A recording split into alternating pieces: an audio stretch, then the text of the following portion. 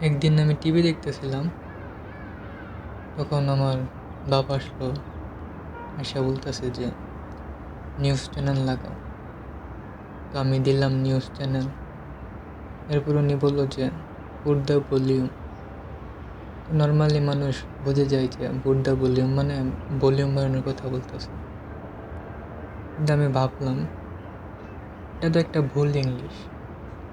আমার পড়ালেখার পিছনে আমার বাপে অনেক টাকা পয়সা খরচ করছে।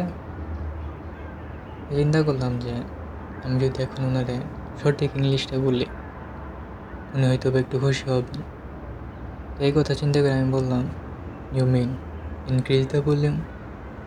এই কথা বলার 2 সেকেন্ডের মধ্যে ওনার জুতা এসে আমার উপরে বলল।